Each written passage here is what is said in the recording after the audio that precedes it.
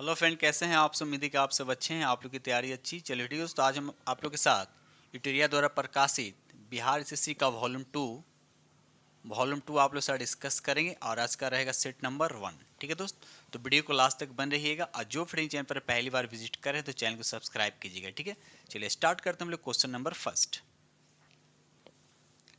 चलिए रहा question number आपका फर्स्ट। क्वेश्चन नंबर यहाँ फर्स्ट कहता है कि 6.5 पीएच मान वाले 1 बिलियन में HCl की कुछ बूंदें मिलाने पर क्या प्रभाव पड़ेगा। देखिए HCl जो होता है इसका पीएच मान क्या होता है, सबसे कम होता है। तो आप ही बताइए, जब इसमें हम 6.5 में अगर हम पीएच वाले HCl अगर हम मिलाते हैं, यानी 6.5 में अगर HCl को मिलाते हैं तो विलयन की अम्लता क्या होगा, बढ़ जाएगा, लेकिन पीएच मान क्या हो जाएगा, घट जाएगा। ठीक है ना। तो यहाँ पर देखिए, तो यहाँ पर राइट आंसर आपका हो जाएगा अधिक विलयन यानी अम्लीय हो जाएगा और उसका पीएच मान क्या हो जाएगा, घट जाएगा। याद रखिएगा। चलिए आगे बढ़ते हैं हम लोग। तो राइट आंसर आपका 1 हो गया। ये रहा अगला प्रश्न की क्वेश्चन नंबर आपका 2। क्वेश्चन नंबर 2 कहता है कि रासायनिक प्रतिक्रिया परिवर्तन में निम्न में से कौन सी घटनाएं हो सकती है। आपको बताना है कि जब रासायनिक अभिक्रिया होता है निम्न में से कौन सी घटनाएं हो सकती है। तो रंग में परिवर्तन भी होता है, ये भी सही है। किसी गैस का बनना, ये भी सही है। उष्मा और प्रकाश का उत्सर्जन, ये भी सही है। तो राइट आंसर आपका डी हो जाएगा। ठीक है, इनमें से सभी जो इसके राइट आंसर हो जाएंगे। चलिए देखिए, आपको सूची 1 को सूची 2 से आपको मिलान करनी। एक तरफ दे रखा आपका नायलॉन, पीवीसी और बेकेलाइट। तो नायलॉन क्या होता है, एक तरह का फाइबर होता है, 1 का 3। तो 1 का 3 दो जगह दे रखा है, एक यहाँ पर दे रखा है और एक यहाँ पर दे रखा है। उसके बाद बेकेलाइट की अगर हम बात करते तो होता है थर्मोसेटिंग प्लास्टिक, यानी 3 का होता है 2। तो 3 का हो जाएगा आपका 2। तो यहाँ पर देखिए 3 का 2, तो 3 का यहाँ पर 1 है, यानी 3 का 2 यहाँ पर है। तो राइट आंसर आपका क्या हो जाएगा, बी हो जाएगा। बाकी आप मिला लीजिएगा, यानी 2 का हो जाएगा 1, 2 का क्या हो जाएगा आपका 1। तो राइट आंसर आपका यहाँ पर बी हो जाएगा। ये रहा अगला प्रश्न की क्वेश्चन नंबर आपका 4। कहता है कि विद्युत शक्ति का ऐसा यूनिट बताइए, ऐसा मात्रक क्या होता है। तो विद्युत शक्ति का ऐसा मात्रक होता है वाट होता है। याद रखिए, वोल्ट किसका होता है, एम्पियर का हो।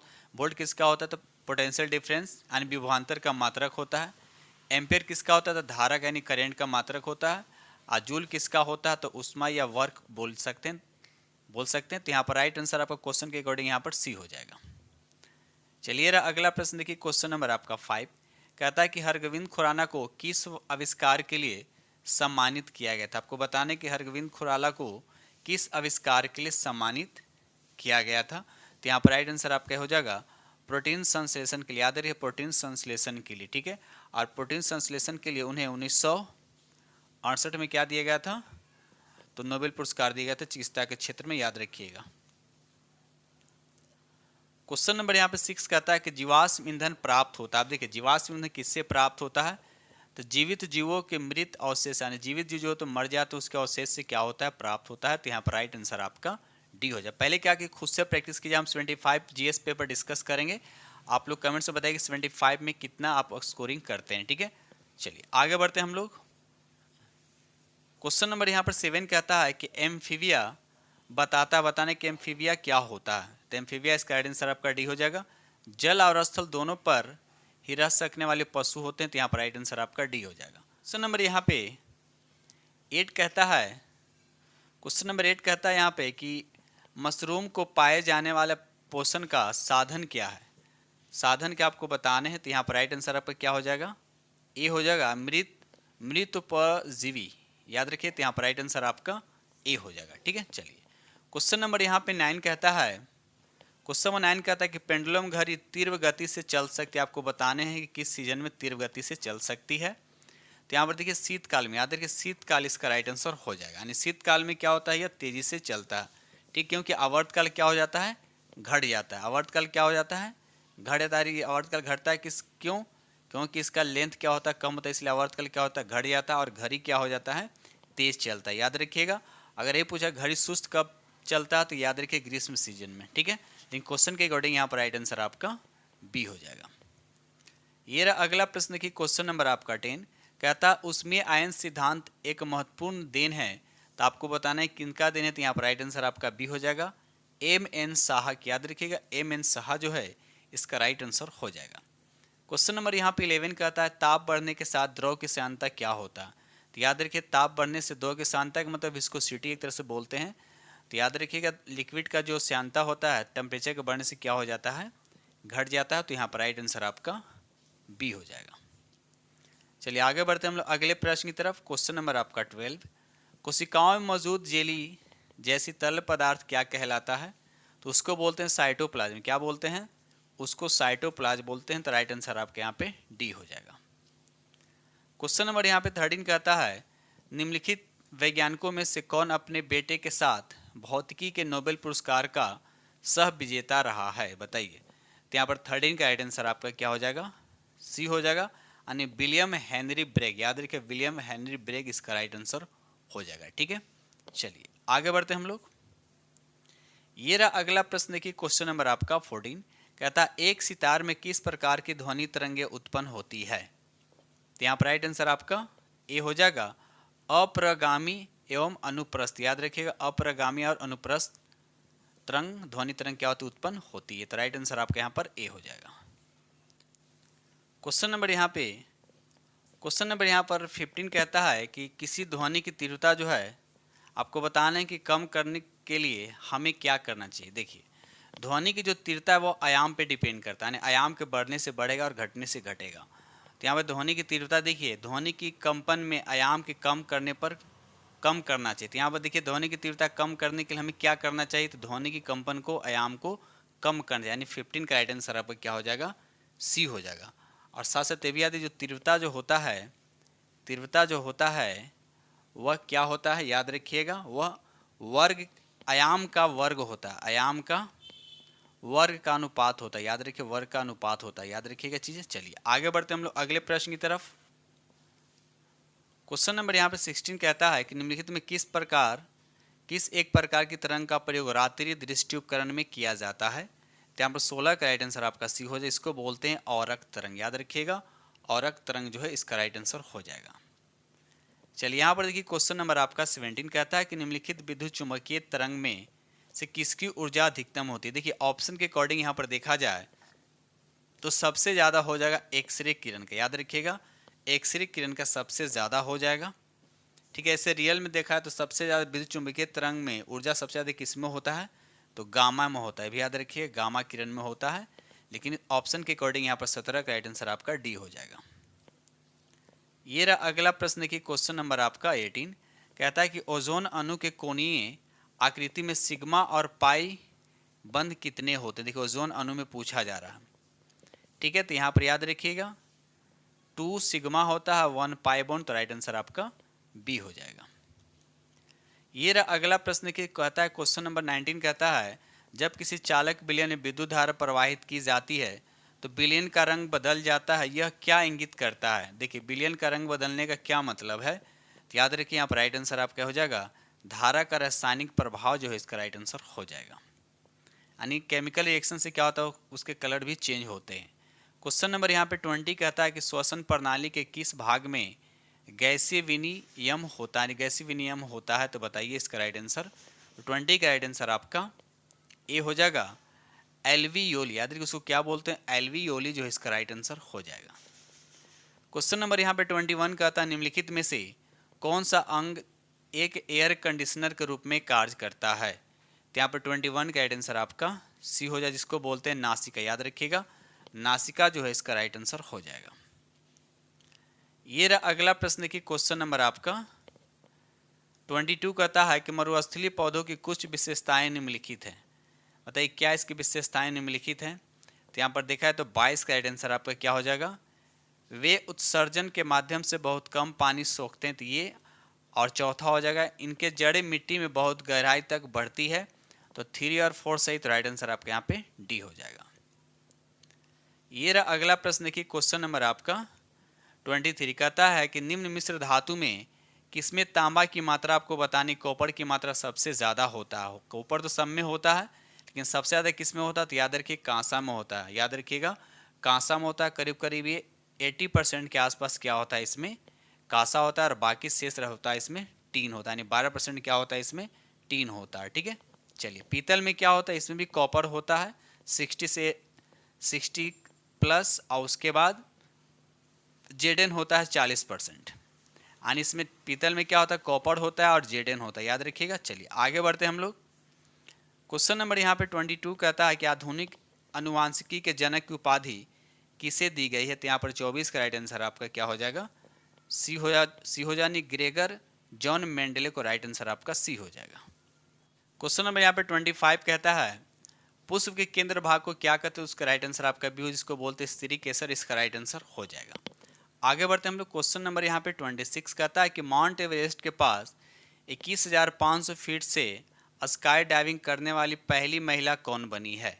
तो यहाँ पर 26 का राइट आंसर आपका डी हो जाएगा, शीतल महाजन। याद रखिए शीतल महाजन जो इसका राइट आंसर हो जाएगा। ये रहा अगला प्रश्न की क्वेश्चन नंबर आपका 27 कहता है भारत का सर्वोच्च नागरिक पुरस्कार भारत रत्न से वर्ष 2024 में कितने व्यक्तियों को सम्मानित किया गया, बताइए। भारत रत्न से 2024 में कितने व्यक्तियों को सम्मानित किया गया। तो याद रखिएगा 5 व्यक्तियों को सम्मानित किया गया, जिसमें बिहार के पूर्व मुख्यमंत्री भी रहे कर्पूरी ठाकुर, उसके बाद कौन है लाल कृष्ण आडवाणी, उसके बाद है चौधरी चरण सिंह, उसके बाद पीवी नरसिम्हा राव, और लास्ट में हो जाएगा हरित क्रांति के जनक कौन हो जाएगा, एम.एस. स्वामीनाथन को दिया गया। याद रखिएगा। चलिए ये रहा अगला प्रश्न। देखिए क्वेश्चन नंबर आपका 28 कहता है कि 58वां ज्ञानपीठ पुरस्कार 2023 किसे प्रदान किए जाने की घोषणा की गई है। तो यहाँ पर देखा जाए तो 28 का राइट आंसर आपका स्वामी रामभद्राचार्य को भी, और गुलजार, तो राइट आंसर आपका यहाँ पे डी हो जाएगा। आगे बढ़ते हम लोग। ये रहा अगला प्रश्न की क्वेश्चन नंबर आपका 21 कहता है कि 71वीं मिस वर्ल्ड प्रतियोगिता 2024 की विजेता कौन बनी है। तो यहाँ पर राइट आंसर का पहला ही ऑप्शन दे रखा है क्रिस्टीना पिज़कोवा। याद रखिए क्रिस्टीना पिज़कोवा। और 21 देश में इसका आयोजन किया गया था, तो भारत में, ये भी याद रखिएगा। चलिए आगे बढ़ते हम लोग। क्वेश्चन नंबर यहाँ पे 30 कहता है भारतीय नौसेना और बांग्लादेश नौसेना के बीच द्विपक्षीय बोगो सागर 23 कहाँ आयोजित किया गया है। तो यहाँ पर राइट आंसर आपका 30 का ये हो जाएगा, यानी विशाखापट्टनम में, यानी विशाखापट्टनम इसका राइट आंसर हो जाएगा। ये रहा अगला प्रश्न देखिए क्वेश्चन नंबर आपका 31 कहता है कि 11 रूल्स फॉर लाइफ पुस्तक के लेखक कौन है। तो इसका राइट आंसर आपका 1 हो जाएगा, चेतन भगत इसका राइट आंसर हो जाएगा। क्वेश्चन नंबर यहाँ पर 32 कहता है निम्नलिखित में से किस व्यक्ति ने चिकित्सा विज्ञान में हालिया प्रगति विषय पर मेदांता कॉन्क्लेव 2023 का आयोजन 2023 का उद्घाटन किया। तो यहाँ पर राइट आंसर आपका ये हो जाएगा नीतीश कुमार जी, इसका राइट आंसर हो जाएगा। आगे बढ़ते हम लोग। क्वेश्चन नंबर यहाँ पे 33 कहता है बिहार के किस पंचायत को बाल हितैषी ग्राम पंचायत पुरस्कार दिया गया। तो इसका राइट आंसर आपका डी हो जाएगा, कोसियावा। याद रखिए कोसियावा जो है इसका राइट आंसर हो जाएगा। एक कोसियावा किस जिला में पड़ता है, नालंदा जिला में, याद रखिएगा। चलिए ये रहा अगला प्रश्न की क्वेश्चन नंबर आपका 34 कहता है कि 2022-23 में निम्नलिखित में से किस राज्य में प्रधानमंत्री जन धन योजना के तहत लाभार्थियों को अधिकतम संख्या रही है। तो यहाँ पर राइट आंसर आपका हो जाएगा बिहार जो है इसका राइट आंसर हो जाएगा। क्वेश्चन नंबर यहाँ पर 35 कहता है निम्नलिखित में किस फुटबॉल खिलाड़ी ने अक्टूबर 2023 में रिकॉर्ड 8वां बैलन डी और पुरस्कार जीता। तो इसका राइट आंसर आपका हो जाएगा लियोन मेस्सी। याद रखिए लियोन मेस्सी जो है इसका राइट आंसर हो जाएगा। ठीक है, चलिए आगे बढ़ते हैं हम लोग। क्वेश्चन नंबर यहाँ पे 36 कहता है कि भारतीय स्टेट बैंक ने हाल ही में किसे अपना ब्रांड एम्बेसडर नियुक्त किया है। तो यहाँ पर 36 का राइट आंसर आपका बी हो जाएगा, एम.एस. धोनी जो है इसका राइट आंसर हो जाएगा। ये रहा अगला प्रश्न देखिए क्वेश्चन नंबर आपका 37। क्वेश्चन नंबर यहाँ पे 37 कहता है कि निम्नलिखित में से कौन महात्मा गांधी की दांडी मार्च के उद्देश्य से बिल्कुल भी नहीं जुड़ा रहा, बताइए। तो यहाँ पर देखा जाए तो 37 का राइट आंसर आपका डी हो जाएगा, विदेशी कपड़ा का बहिष्कार जो है ये नहीं जुड़ा हुआ था। तो राइट आंसर आपका डी हो जाएगा। आगे बढ़ते हम लोग क्वेश्चन नंबर 38 की तरफ। क्वेश्चन नंबर यहाँ पर 38 कहता है कि 1857 के विद्रोह के दौरान बहादुर शाह ने किसे साहब ए आलम बहादुर का खिताब दिया था। तो यहाँ पर राइट आंसर आपका सी होगा, बख्त खां को। याद रखिएगा बख्त खां जो है इसका राइट आंसर हो जाएगा। आगे बढ़ते हैं हम लोग। दोस्त वीडियो पसंद तो प्लीज़ लाइक कीजिएगा और अपने दोस्तों में शेयर जरूर कर दीजिएगा, ठीक है। और जो फ्रेंड चैनल पर पहली बार विजिट करें तो चैनल को सब्सक्राइब जरूर कर लीजिएगा। क्वेश्चन नंबर यहाँ पे 39 कहता है कि निम्नलिखित में से कौन सी सभा दादा भाई नौरोजी द्वारा स्थापित की गई है, बताइए। तो यहाँ पर 39 का राइट आंसर आपका ए हो जाएगा, रहनुमाई माजदयान सभा। याद रखिएगा। और कब इसकी स्थापना किया गया तो भी याद रखिएगा, 1 अगस्त 1851 को। याद रखिएगा। चलिए कहाँ तो मुंबई में। ये रहा अगला प्रश्न देखिए क्वेश्चन नंबर आपका 40 कहता है निम्नलिखित में से किस वर्ष अखिल भारतीय महिला सम्मेलन का गठन किया गया था। तो यहाँ पर 40 का राइट आंसर आपका हो जाएगा 1927 जो है इसका राइट आंसर हो, याद रखिए 1927 जो इसका राइट आंसर हो जाएगा। आगे बढ़ते हम लोग। क्वेश्चन नंबर यहाँ पे 40 कहता है भारत के विदेश नीति का गुजराल सिद्धांत किस प्रधानमंत्री के काल में प्रतिपादित किया गया था। बताइए, तो इसका राइट आंसर आपका डी हो जाएगा एच डी गौड़ा, याद रखिएगा एच डी गौड़ा जो है इसका राइट आंसर हो जाएगा। आगे बढ़ते हम लोग। चलिए ये देखिए अगला प्रश्न, क्वेश्चन नंबर यहाँ 42, संघ में रहने वाले बौद्ध भिक्षु के लिए बनाए गए नियमों का संकलन किस ग्रंथ में मिलता है। तो याद रखिए विनय पिटक में, याद रखिएगा विनय पिटक जो बौद्ध धर्म से संबंधित है। तो यहाँ पर 42 का राइट आंसर आपका क्या हो जाएगा, डी हो जाएगा। आगे बढ़ते हम लोग।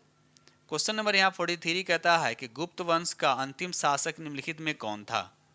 तो यहाँ 43 का राइट आंसर आपका बी हो जाएगा विष्णुगुप्त जो है इसका राइट आंसर, याद रखिएगा विष्णुगुप्त जो है इसका राइट आंसर हो जाएगा। क्वेश्चन नंबर यहाँ 44 कहता है किस मौर्य स्तंभ के शीर्ष पर एक विशाल हाथी स्थापित किया गया है। तो 44 का राइट आंसर आपका क्या सी हो जाएगा संकिसा, याद रखिए संकिसा स्तंभ जो है इसका राइट आंसर हो जाएगा।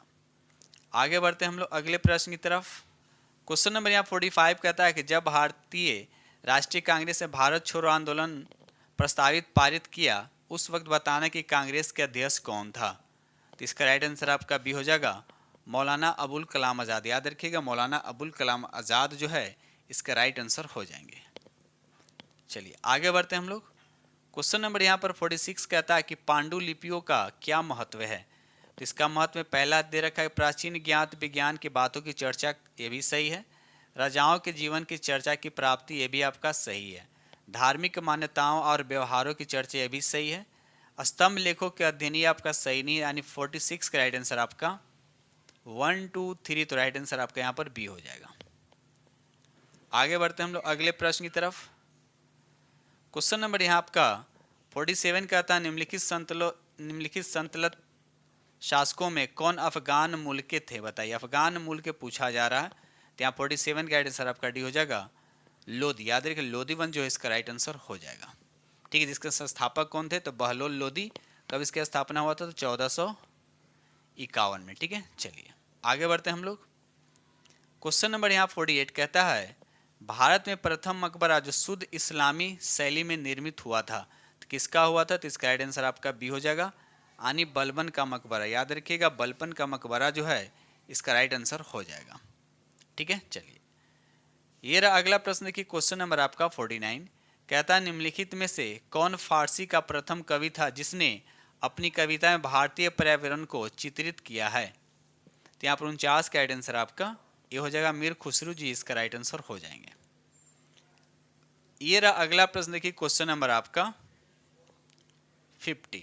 तो आज मैं इसको छोटा कर देता हूँ। ठीक है, कहता है कि निम्न घटनाओं पर विचार कीजिए तथा उन्हें काल अनुक्रम में व्यवस्थित करना है आपको। ठीक है, तो यहाँ पर देखा तो पहले सबसे पहले कौन घटा है, तो इस ऑप्शन के अकॉर्डिंग यहाँ पर देखा या तो तराइन के युद्ध सबसे पहले हुआ है। ठीक है, तो यानी 4 पहले होगा, 4 नंबर पहले होगा। तो 4 नंबर पर देखिए एक ही ऑप्शन में दे रखा है और किसी ऑप्शन में नहीं देगा, यानी पहला ही आपका राइट आंसर हो जाएगा। ठीक है, चलिए तो राइट आंसर आपका यहाँ पर ए हो जाएगा। ठीक है, चलिए आगे बढ़ते हम लोग। ये रहा अगला प्रश्न की क्वेश्चन नंबर आपका यहाँ पर 51 कहता है कि पंचायत समिति के प्रधान या प्रमुख का चुनाव कौन करता है। तो यहाँ 51 का राइट आंसर आपका सी हो जाएगा, यानी पंचायत समिति के सदस्यों द्वारा किया जाता है। तो राइट आंसर आपका सी हो जाएगा। क्वेश्चन नंबर यहाँ 52 कहता है कि राज्य के नीति निर्देशक सिद्धांत को भारतीय संविधान में शामिल किए जाने का उद्देश्य है, आपको बताना है किस लिए। तो यहाँ पर राइट आंसर आपका डी हो जाएगा सामाजिक और आर्थिक प्रजातंत्र को स्थापित करना। तो यहाँ पर राइट आंसर आपका डी हो जाएगा। आगे बढ़ते हम लोग। ये रहा अगला प्रश्न देखिए क्वेश्चन नंबर आपका 53 कहता है संघीय सरकार का सबसे महत्वपूर्ण लक्षण है, तो क्या है। तो यहाँ पर राइट आंसर आपका सी हो जाएगा संघ एवं राज्य सरकार के बीच शक्तियों का विभाजन करना। तो यहाँ 53 का राइट आंसर आपका सी हो जाएगा। ये रहा अगला प्रश्न देखिए क्वेश्चन नंबर आपका 54 कहता है कि भारतीय संविधान को बनाने में कितना समय लगा। बताइए, भारतीय संविधान को बनाने में कितना समय लगा है। तो इसका राइट आंसर आपका हो जाएगा 2 वर्ष 11 महीना 18 दिन जो है इसका सही आंसर हो जाएगा। चलिए रहा अगला प्रश्न देखिए, क्वेश्चन नंबर आपका 55। कहता है भारतीय संविधान में निम्न में से किस अनुच्छेद के अंतर्गत अनुच्छेद 19 स्वतः निलंबित हो जाते हैं? बताइए इसका राइट आंसर। तो यहाँ पर राइट आंसर आपका ये हो जाएगा अनुच्छेद 359। याद रखिएगा, अनुच्छेद 359 जो है इसका राइट आंसर हो जाएगा। आगे बढ़ते हैं हम लोग। क्वेश्चन नंबर 56 कहता है भारत के प्रधानमंत्री होते हैं तो क्या होते हैं? निर्वाचित होते हैं, नियुक्ति होते हैं, मनोनीत होते हैं या चयनित होते हैं? तो यहाँ पर राइट आंसर आपका ए हो जाएगा। यहाँ नियुक्त होते हैं तो राइट आंसर आपका ए हो जाएगा। अब प्रधानमंत्री की नियुक्ति जो है किस अनुच्छेद के तहत? तो 75 यानी 75वां अनुच्छेद, 75 अनुच्छेद के तहत राष्ट्रपति करते हैं। याद रखिएगा। चलिए क्वेश्चन नंबर यहाँ पर 57 कहता है सूर्य और पृथ्वी के बीच की न्यूनतम दूरी को क्या कहते हैं? बताइए। तो यहाँ पर राइट आंसर आपका सी हो, इसको बोलते हैं उपसौर। क्या बोलते हैं? उपसौर। और सूर्य और पृथ्वी की अधिकतम दूरी को अपसौर बोलते हैं। तो याद रखिएगा। अब रहा कि कब सबसे कम दूरी कब होता है? 3 जनवरी को उपसौर होता है। 3 जनवरी को उपसौर होता है। और 4 जुलाई को क्या होता है? अपसौर होता है। यानी 4 जुलाई को क्या होता है? सबसे बड़ा, यानी सूर्य और पृथ्वी के बीच का दूरी सबसे अधिक होता है। और 3 जनवरी का जो दूरी होता है सूर्य और पृथ्वी की दूरी सबसे कम होता है, इसलिए उसको उपसौर बोलते हैं। और 4 जुलाई को जो दूरी सबसे जो अधिक होता है उसको अपसौर बोलते हैं। तो याद रखिएगा। चलिए आगे बढ़ते हैं हम लोग। क्वेश्चन नंबर यहाँ पर 58 कहता है कि निम्नलिखित में से किस भारतीय राज्य की सीमाएं भूटान राज्य के साथ नहीं मिलती है? तब देखिए सिक्किम से तो मिलती है, अरुणाचल प्रदेश से मिलती है, पश्चिम बंगाल से मिलती है, लेकिन मेघालय से नहीं मिलती है। तो यहाँ पर राइट आंसर आपका क्या हो जाएगा? बी हो जाएगा, जिसको मेघों का गर्जन भी कहा जाता है मेघालय को। ठीक है, सबसे ज़्यादा बारिश अगर होता है तो याद रखिए मेघालय, मशीन राम। ठीक है, चलिए आगे बढ़ते हैं हम लोग। ये देखिए सूची 1 को सूची 2 से यहाँ पर मिलान करना। ठीक है, तो यहाँ पर देखिए इसको मिलाइए। पहले दे रखा है यहाँ पर यहूदी। तो यहूदी कहाँ है? तो 2 ही जगह तो कंट्री में होते हैं, इजराइल और अमेरिका। तो ए का 4 होना होगा, यानी ए का हो जाएगा 4। ठीक है, ए का हो जाएगा 4। अगर डेटा की बात करती हो जाएगा लीबिया, डेडा या टेडा बोले तो हो जाएगा लीबिया। यानी बी का हो जाएगा आपका 3 हो जाएगा। उसके बाद बेजा की बात करती हो जाएगा मिस्र, यानी सी का हो जाएगा आपका 1 और डी का हो जाएगा आपका 2। तो 4 3 1 2, 4 3 1 2 किस ऑप्शन में है? चलिए 4 3 1 2 तो किसी ऑप्शन में नहीं है। ऐसे इस क्वेश्चन को देख लीजिएगा, यहाँ पर आंसर ऐसे डी दे रखा, तो मेरे हिसाब से यहाँ पर डी नहीं होना चाहिए, थोड़ा छोटा कर दूं। यहाँ पर आंसर ऐसे डी दे रखा, यानी ए का कह रहा, यानी ए का क्या होगा? 2 होगा, यानी ए का 2 नहीं, ये नहीं होना चाहिए। ए का 4 होना चाहिए। ऑप्शन को देखिएगा, ठीक है ना। ए का क्या होना चाहिए यहाँ पर? 4, यानी इजराइल होना चाहिए। ठीक है, चलिए आगे बढ़ते हम लोग अगले प्रश्न की तरफ। क्वेश्चन नंबर यहाँ पर 60 कहता है निम्नलिखित प्रकार के मेघों में से कौन से आकाश में उच्चतम स्तर में दिखाई पड़ते हैं? तो यहाँ पर 60 का राइट आंसर आपका बी हो जाएगा, यानी पछाब कपासी। याद रखिए पछाब कपासी जो है इसका राइट आंसर हो जाएगा। आगे बढ़ते हम लोग अगले प्रश्न की तरफ। क्वेश्चन नंबर यहाँ पे 61 कहता है कि नीचे 4 नदियों के नाम दिए गए हैं। लंबाई के दृष्टिकोण से इन नदियों को घटते हुए क्रम में, यानी जो सबसे लंबी होगा उसको आराम में शुरू में लिखना है। ठीक है, तो देखिए महानदी, गोदावरी, कृष्णा और नर्मदा ये सब दक्षिण भारत की नदियां हैं। अब इसमें देखा जाए तो इसमें सबसे बड़ा नदी कौन है? तो गोदावरी होता है, यानी 3 नंबर पहले होगा। तो देखिए 3 नंबर पहले सिर्फ एक ही ऑप्शन यहाँ पे डी में दे रखा है ना। तो इसका मतलब राइट आंसर आपका और चेक करने की ज़रूरत नहीं है। तो यहाँ पर राइट आंसर आपका डी हो जाएगा। ऐसे बाकी आप लोग मिला लीजिएगा। ठीक है, चलिए आगे बढ़ते हैं हम लोग अगले प्रश्न की तरफ। ये रहा अगला प्रश्न। देखिए क्वेश्चन नंबर आपका 62 कहता है भारत की क्षेत्रीय सीमा तट के कितने समुद्री मील या किलोमीटर तक समुद्र की ओर फैली हुई है? तो इसका सही आंसर जो हो जाएगा आपका सी हो जाएगा, 12 समुद्री मील, यानी लगभग 21.9 किलोमीटर जो है इसका राइट आंसर हो जाएगा।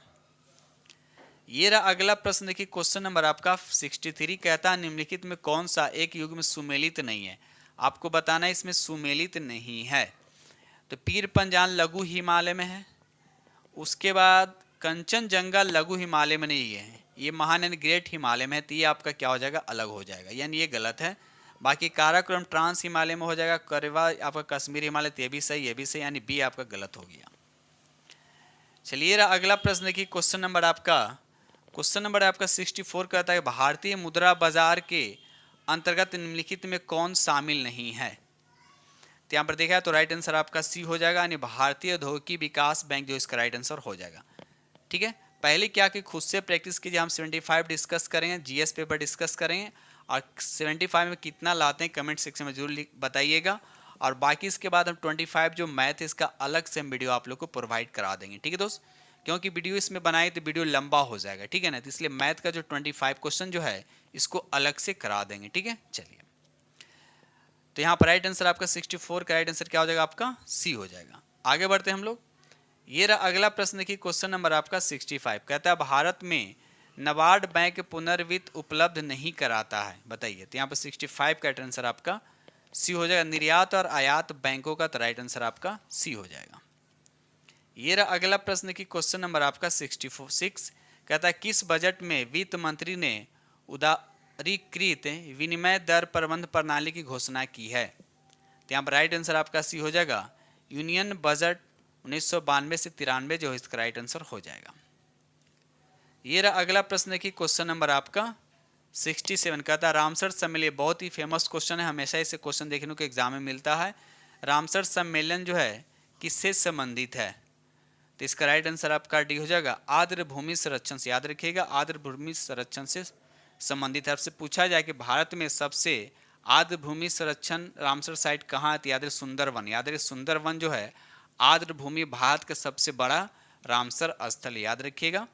ठीक है, चलिए, अगर पूछा जाएगा कि सबसे छोटा कौन है, तो याद रखिए हिमालय प्रदेश के रेणुका। याद रखिए हिमालय प्रदेश में एक रेणुका आर्द्र भूमि है जो भारत का सबसे छोटा आर्द्र भूमि स्थल, याद रखिएगा। ठीक है, एक हो गया सुंदरवन सबसे बड़ा हो गया रामसर, और रेणुका जो हो गया सबसे छोटा हो गया रामसर, याद रखिएगा। चलिए आगे बढ़ते हैं हम लोग। क्वेश्चन नंबर यहाँ पे 68 कहता है कि सभी जीव यौगिक का अनिवार्य मूल्य तत्व है। तो यहाँ पर देखा तो सबसे मूल्य जो कंपलसरी एलिमेंट जो हो जाएगा यहाँ पर कार्बन हो जाएगा, यानी option C is right answer हो जाएगा। ठीक है, चलिए आगे बढ़ते हैं हम लोग। क्वेश्चन नंबर 69 कहता है कि निम्नलिखित में कौन सही सुमेलित नहीं, आपको बताएं इसमें कौन सही सुमेलित नहीं है। तो पहला देखिए लिखा हुआ है क्लोरोमाइसोटीन, ये टाइफाइड नाशी, ये सही है। क्रिस्टल वायोलेट पूर्तिरोधी, ये भी सही है। क्विनिन मलेरिया रोधी, ये भी सही है। लेकिन एस्पिरिन जो है निश्चेतक के लिए नहीं यूज़ किया जाता है, ये एक दर्द निवारक दवा है। ठीक है, तो ये आपका क्या आपका गलत है। तो आगे बढ़ते हम लोग अगले प्रश्न की तरह, आंसर आपका राइट आंसर डी हो गया। चलिए ये देखिए अगला प्रश्न देखिए, क्वेश्चन नंबर आपका 70 कहता है कि बेसल कन्वेक्शन प्रदान करता है, तो क्या प्रदान करता है। तो यहाँ पर 70 का राइट आंसर आपका बी हो जाएगा। विभिन्न देशों के बीच खतरनाक कचरे के परागमन आंदोलन को नियंत्रित करने के लिए अंतर्राष्ट्रीय दिशा निर्देशन इसका राइट आंसर हो जाएगा। चलिए रहा अगला प्रश्न देखिए, क्वेश्चन नंबर आपका 71 कहता है कि जैविक ऑक्सीजन मांग बीओडी किसके लिए एक मानक मापदंड है। तो यहाँ पर राइट आंसर आपका सी हो जाएगा, यानी जलीय पारिस्थितिकी तंत्र में प्रदूषण के अवमापन के लिए, तो राइट आंसर आपका सी हो जाएगा। ये रहा अगला प्रश्न देखिए, क्वेश्चन नंबर आपका 72 कहता है कि वियतनाम की राजधानी क्या है, तो इसकी राजधानी कहाँ, तो हनोई है, याद रखिएगा हनोई। ठीक है, चलिए क्वेश्चन नंबर यहाँ पर 73 कहता है निम्नलिखित में से कौन भारत के सर्वोच्च सैन्य अलंकरण परमवीर चक्र के पहले प्राप्त करता है, सबसे पहले किनको दिया गया था, बताइए इसका राइट आंसर। तो यहाँ पर राइट आंसर आपका सी हो जाएगा, मेजर सोमनाथ शर्मा जो है इसका राइट आंसर हो जाएगा। ठीक है, चलिए ये रहा अगला प्रश्न की क्वेश्चन नंबर आपका 74 कहता कौन सा अंतर्राष्ट्रीय संगठन बैडमिंटन का वर्तमान शाही निकाय है। तो इसका राइट आंसर आपका हो जाएगा बैडमिंटन वर्ल्ड फेडरेशन जो है इसका राइट आंसर हो जाएगा। ये रहा अगला प्रश्न देखिए, क्वेश्चन नंबर आपका 75 कहता है निम्नलिखित में से किस क्रिकेट खिलाड़ी ने राजीव गांधी खेल रत्न पुरस्कार कभी प्राप्त नहीं किया, आपको बताना है कभी प्राप्त नहीं किया है। तो याद रखिएगा इसका राइट आंसर क्या होगा, तो यहाँ पर राइट आंसर आपका सी हो जाएगा, यानी शिखर धवन। यहाँ पर ऑप्शन क्या, यहाँ पर शिखर धवन जो है इसका राइट आंसर हो जाएगा। बाकी विराट कोहली, अगर हम बात करते हैं विराट कोहली, सचिन तेंदुलकर या MS धोनी, सभी को क्या राजीव गांधी खेल रत्न पुरस्कार दिया गया है। ठीक है, अगर पूछा है क्रिकेटरों में सबसे पहले किसको दिया गया है, तो सचिन तेंदुलकर सबसे पहले क्रिकेटर में दिया गया। ठीक दोस्त, और इसमें कितनी राशि दिया जाता है, 25 लाख रुपया राशि प्रदान किया जाता है। तो याद रखिएगा। उसके बाद देखिए यहाँ से मैथ स्टार्ट हो रहा है, जो आपको 25 क्या होगा यहाँ पर से मैथ होगा। तो मैथ का हम अलग से वीडियो बना देंगे, ठीक है। बाकी आप लोग 75 जो है खुद से प्रैक्टिस कीजिएगा, और इस मैथ का हम अलग से फिर वीडियो आप लोग को प्रोवाइड करा देंगे, ठीक दोस्तों। इसी के साथ हम वीडियो करते हैं समाप्त और मिलते हैं अगले वीडियो में। तब तक के लिए थैंक यू वेरी मच।